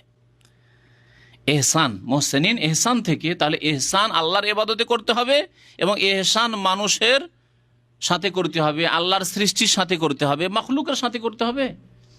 ইন্নাল্লাহ ইয়ামুরু বিল আদলি ওয়াল ইহসান, আল্লাহ পাক ন্যায় বিচারের আদেশ করেছেন এবং ইহসানের আদেশ করেছেন। ইহসান ফিল ইবাদা, ইবাদতে ইহসান হইতে হবে, এবং মুআমালাতে আদান প্রদান, লেনদেন, চলাফেরা, আখলাক চরিত্রে ইহসান হইতে হবে, সদাচরণ হইতে হবে। অবিল ওয়ালিদাইনে ইহসান, দেখলেন আল্লাহ পাকের ইবাদতে আল্লাহ ইহসানের কথা বলেছেন, এবং মানুষের হকের ক্ষেত্রে, মাতা পিতার ক্ষেত্রে ইহসানের কথা বলেছেন। ইন্না কাযালিকা নাজজিল মুহসিন, যাদের ইহসান আছে ইবাদতে এবং আখলাকে, তাদেরকে আল্লাহ উত্তম প্রতিদান দেবেন, এই জান্নাত বলবেন এইভাবে আমি উত্তম প্রতিদান দিয়ে থাকি, জান্নাত দিয়ে থাকি। ইবাদতে ইহসান কি? নবী করিম সাল্লাল্লাহু আলাইহি ওয়াসাল্লামের হাদিসে জিবরিল রয়েছে, আনতা আবুদাল্লাহ কান্নাকা তারাহু। যখন ইহসান সম্পর্কে জিবরাইল আলাইহিস সালাম নবী করিম সাল্লাল্লাহু আলাইহি ওয়াসাল্লামকে জিজ্ঞাসা করলেন, মানুষের রূপ ধরে এসে মসজিদ নববীতে বলেছিলেন যে ইহসান, আল্লাহ পাকের ইবাদতে ইহসান, সৎকর্মশীল হওয়া, নিষ্ঠাবান হওয়া, ইখলাসওয়ালা হওয়া হচ্ছে এই যে আল্লাহ পাকের ইবাদত করবে এমনভাবে কান্নাকা তারাহু, যেন আল্লাহকে তুমি দেখে ইবাদত করছো, যেন দেখা যায় না কিন্তু যেন দেখে ইবাদত করছো, দেখলে যেমন হয়তো সেই রকমই ইবাদত তোমার, একবারে মনোযোগ দিয়ে। ইখলাসের সাথে।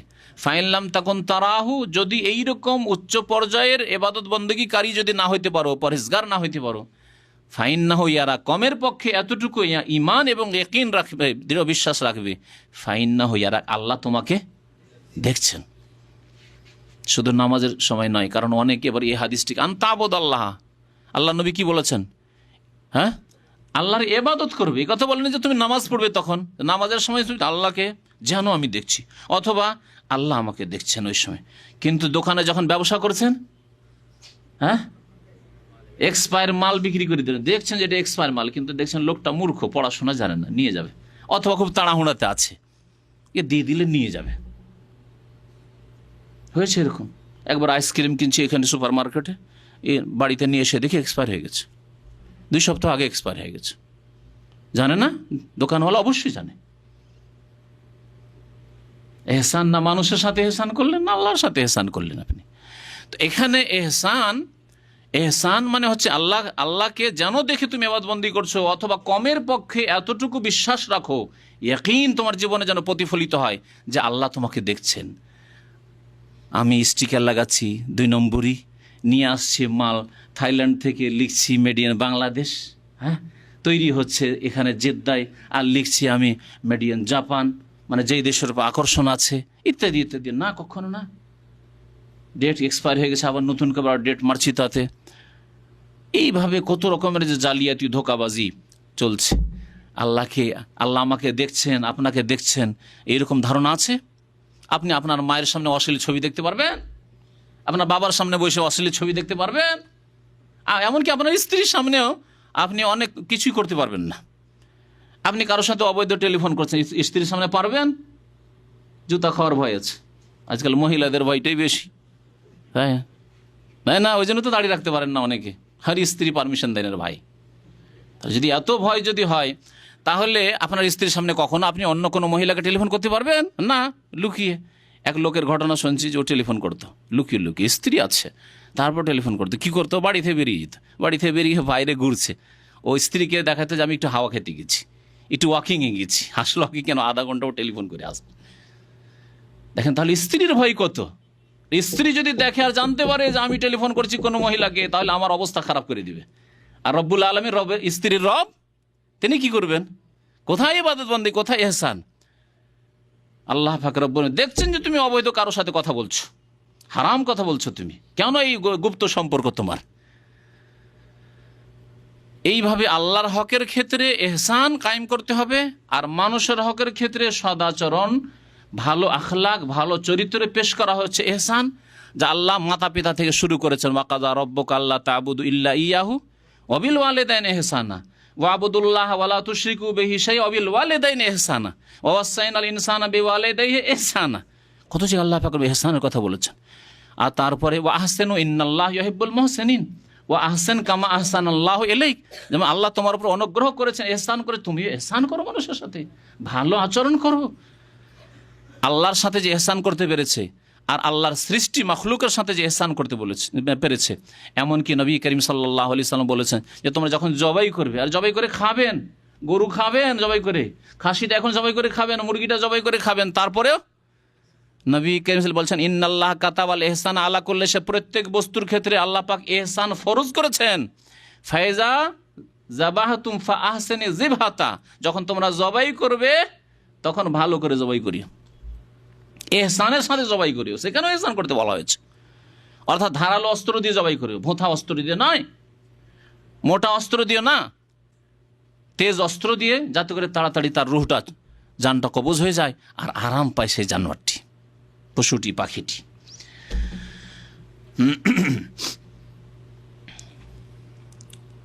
তো বলছিলাম যে ইন্না কাযালিকা নাজজিল মুহসিনিন, আল্লাহ বলবেন নিশ্চয় আমি এইভাবেই মুহসিনিনদেরকে, সৎকর্মশীলদেরকে, এহসানকারীদেরকে বদলা দিয়ে থাকি, প্রতিদান দিয়ে থাকি। এহসানকারী হইতে হবে আল্লাহর হকের ক্ষেত্রে যেমন বললাম, আর এহসানকারী হইতে হবে মানুষের হকের ক্ষেত্রে, আখলাক আচরণের ক্ষেত্রে। ওয়াইলু ইয়াউমাইযিন লিল মুকাজ্জিবিন, সেই দিন দুর্ভোগ মিথ্যা প্রতিপন্নকারীদের জন্য। কুলু ওয়া তামাত্তাউ কালিলান ইন্নাকুম মুজরিমুন, আল্লাহ পাক আবার ফিরে আসছেন পাপিষ্ঠদের দিকে, গুনাহগারদের কথা আবার বলছেন। গুনাহগার কাফেরকে বেদিনকে সম্বোধন করে আল্লাহ বলবেন কুলু ওয়া তামাত্তাউ, তোমরা দুনিয়ায় ভক্ষণ করতে থাকো, খেতে থাকো, খুব খাও দাও, ওয়া তামাত্তাউ আর ভোগ বিলাস করতে থাকো, কালিলান অল্প সময়ের জন্য, কালিলান। আরে 60 বছরও যদি বাঁচেন কতদিন, আর কতদিন আর আছে, কতদিন, কালিলান অল্প সময়। ইন্নাকুম মুজরিমুন, নিশ্চয় তোমরা অপরাধী, নিশ্চয় তোমরা অপরাধী। আল্লাহ পাক বেনামাজিদেরকে কি বলেছেন কোরআনে কারীমের?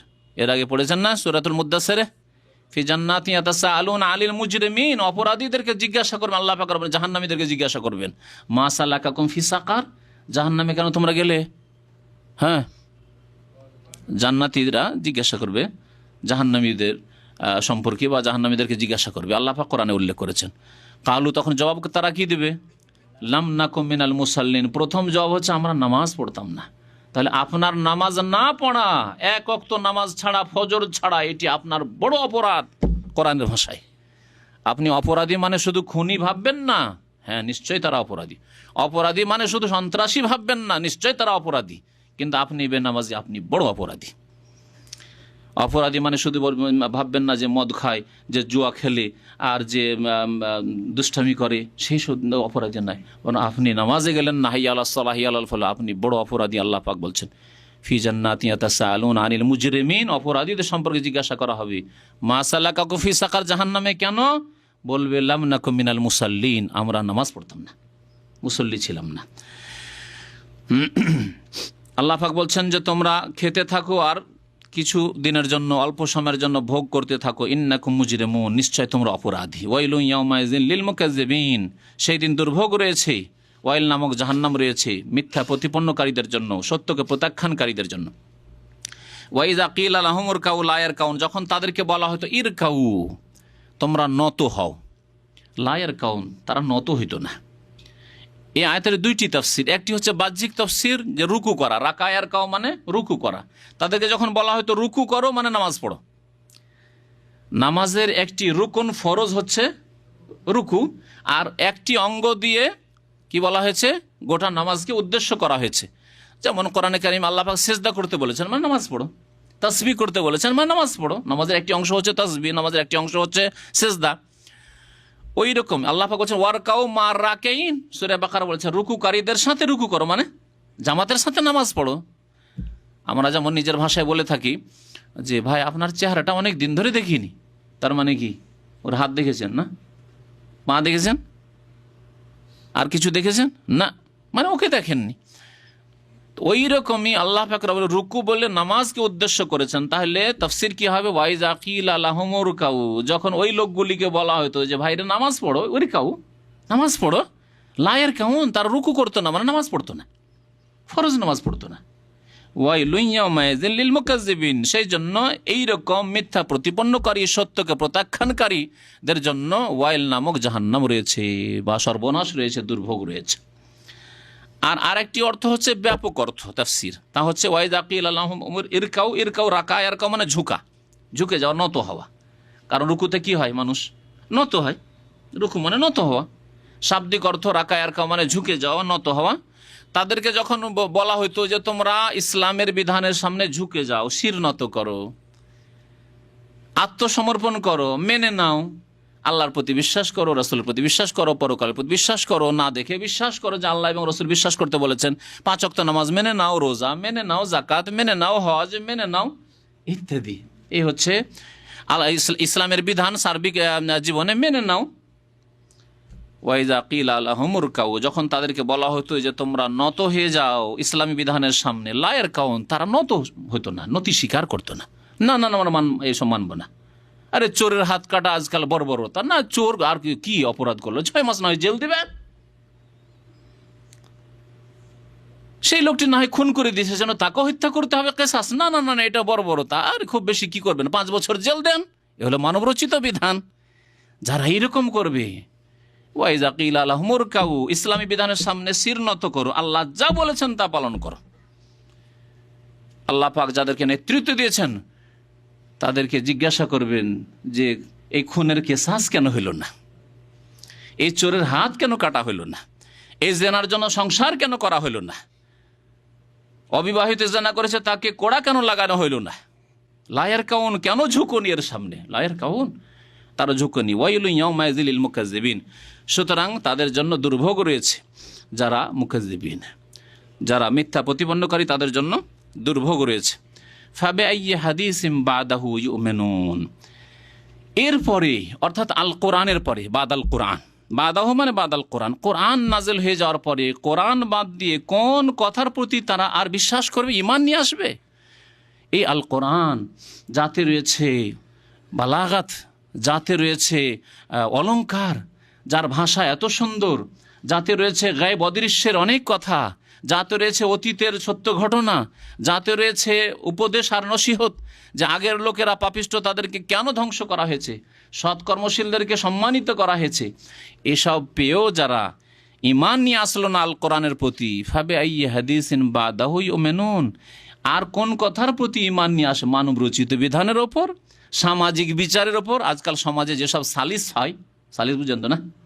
সালিস মানে তৃতীয় পক্ষ, আরবি শব্দ, হ্যাঁ, সানি আর সালে, সানি মানে দ্বিতীয় আর সালেস মানে তৃতীয়। দুই পক্ষে ঝগড়া হয়েছে, তৃতীয় পক্ষ হয়ে যেহেতু বিচার সালিসগুলো হয়, এই জন্য একে আমাদের দেশের মানুষরা সালিস বলে। তো এই যে সালিস বিচার হয়, এতে কোরআন হাদিসের বাস্তবায়ন হয় না। আমরা শুধু বড় ওই নেতৃত্ব সম্পর্কে বলতে না গিয়ে গ্রামের সংশোধন করা উচিত। যেসব মণ্ডলগুলি রয়েছে, যেসব গ্রামের নেতা চেয়ারম্যানগুলি রয়েছে, এরা সামাজিক বিচার করে। সামাজিক বিচার মানে ইসলাম বিরোধী বিচার। যখন দেখলো যে এই দলটি একটু কমজোর আছে, এদেরকে একবারে সোজা করে দেয়। যখন দেখলো যে এরা আমাদের বিরোধী আছে, যে একবার ঠিক করে দিতে হবে এদেরকে। আর দেখলো যে না, এরা ফেভারের লোক আছে, অথবা এরা খুব শক্তিশালী, এদেরকে পারা যাবে না, এদের বিচার করলে অসুবিধা আছে, না না না, এদেরকে ছেড়ে দে, বরং ওদের পক্ষ নে। এগুলি হচ্ছে মানবরচিত বিধান। মানবরচিত বিধান ব্যক্তি জীবনে রয়েছে। আপনি নিজের খেয়াল খুশি আপনি প্রবৃত্তির পূজা করছেন, আপনি আল্লাহ পাকের ইবাদতবন্দি করেন, ব্যক্তি জীবনে আপনি মানবরচিত বিধান বাস্তবায়ন করছেন, তাহলে আপনি ওই বৃহৎ জীবনের কথা কেন চিন্তা করছেন? আপনার পারিবারিক ক্ষেত্রে আপনি পর্দা করছেন না, আপনার বাড়িতে ইসলামী পরিবার গঠন হয়নি, আপনার ছেলে মেয়েদেরকে ইসলাম শেখাচ্ছেন না, আপনি আপনার স্ত্রীকে আপনি ইসলামী পর্দা শেখাচ্ছেন না, আপনার স্ত্রীকে এখনও শেখাননি যে অবাধ মেলামেশা করতে হয় না, আমার যেসব আত্মীয়রা রয়েছে যেগুলি পর্দা করা ফরজ, তাদের সাথে তোমাকে সরাসরি গিয়ে তাদের সাথে বসে কথা বলা জায়েজ নয়, ইত্যাদি, এগুলি শিখান না, আর আপনি বড় কথা চিন্তা করছেন। তো আল্লাহ পাক রব্বুনা বলছেন ফাবিআইয়ি হাদিসিম বাদাহু ইউমিনুন, এই কোরআনকে বাদ দিয়ে কোরআনের পরে কোন কথার প্রতি তারা ঈমান নিয়ে আসবে, বিশ্বাস করবে? আর কোন কিতাব রয়েছে, আর কোন বিধান রয়েছে যেই বিধান মানুষের সমস্যার সমাধান করতে পারে? মানুষের সার্বিক সমস্যার সমাধান একমাত্র ইসলাম করতে পারে। আজকে যখন আমেরিকায় অর্থনৈতিক সংকট দেখা দিল, অধঃপতন হলো গত 1 বছর 1.5 বছর আগের ঘটনা আপনারা জানেন, যে সেখানে যে সুদী ব্যাংকগুলি সব বসে গেল, সুদী যে কারবার ছিল সব বসে গেল, তখন সেখানকার কোনো মুসলিম নয়, বড় অর্থনীতিবিদ যারা অর্থনীতি বুঝে, তারা এই কথা বলতে বাধ্য হলো যে আমাদের ইসলামিক অর্থনীতি ছাড়া কোনো বিকল্প নেই, এ সুদী কারবার ছাড়তে হবে, সুদী অর্থনীতি বাদ দিয়ে ইসলামিক অর্থনীতি আমাদেরকে নিতে হবে, তাতেই রয়েছে আমাদের সমস্যার সমাধান। জি, আমরা যদি কোনো কাফের যদি ইসলাম সম্পর্কে সাক্ষী দেয়, সেটাকে খুব বড় করে দেখি, আর স্বয়ং মহান আল্লাহ সাক্ষী দিচ্ছেন, শাহেদ আল্লাহ, আল্লাহ সাক্ষী দিচ্ছেন আল কোরআন, যে তোমাদের সমস্ত সমস্যার সমাধান রয়েছে আল কোরআনে। তোমাদের দেশে নিরাপত্তার প্রয়োজন রয়েছে, নিরাপত্তা আসবে আল কোরআনের বাস্তবায়ন করলে। তোমাদের সমাজে নিরাপত্তার দরকার, নিরাপত্তা আসবে আল কোরআনের বাস্তবায়ন করলে। তোমাদের বাড়িতে শান্তি কায়েম হবে, স্বামী স্ত্রীর জীবনে শান্তি কায়েম হবে যদি তোমরা কোরআনী আইনের বাস্তবায়ন করো স্বামী স্ত্রীর জীবনে। কিন্তু আমরা তো পরোয়া করি না। আল্লাহ পাক রব্বুল যেন বুঝার এবং আমল করার তৌফিক দান করেন। আল্লাহ পাক রব্বুল যেন কোরআন কারীমের প্রতি ঈমান সার্বিক ক্ষেত্রে আমাদেরকে নিয়ে আসার তৌফিক দান করেন। কোরআন কারীমের বিধানের বাস্তবায়নের জন্য আল্লাহ পাক আমাদের সকলকে তৌফিক দান করেন, সর্বস্তরে তৌফিক যেন দান করেন। আমিন ইয়া রাব্বাল আলামিন। ওয়া সাল্লাল্লাহু আলা নবিয়িনা মুহাম্মদ ওয়া আলা আলিহি ওয়া সাহবিহি আজমাইন।